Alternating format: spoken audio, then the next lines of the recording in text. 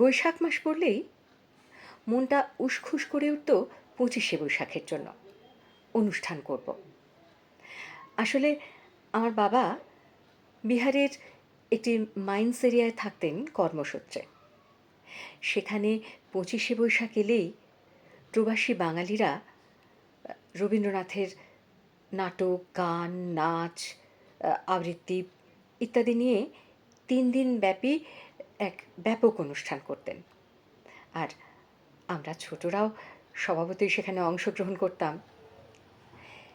এইভাবেই রবীন্দ্র চর্চার মধ্যে দিয়ে আমার শিল্পচর্চার শুরু।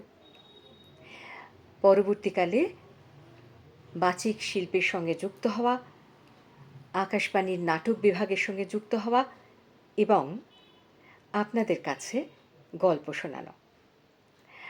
তো 6th মে একদম ২৫শে বৈশাখের জাস্ট ৩ দিন আগে আমার চ্যানেলে মানে গল্প নাটকে তুহিনার সাথে চ্যানেলে আসছে রবীন্দ্রনাথের গল্প প্রতিহিংসা। আপনারা সবাই শুনবেন, আমার একান্ত অনুরোধ রইল। আর শুনে জানাতে কিন্তু ভুলবেন না যে কেমন লাগলো। আপনাদের মতামত আমার কাছে খুবই গুরুত্বপূর্ণ। আসলে আপনাদের মতামত পেলে আরও উৎসাহ পাই। আপনাদের গল্প শোনানোর আরও উদ্যম আসে আমার মধ্যে।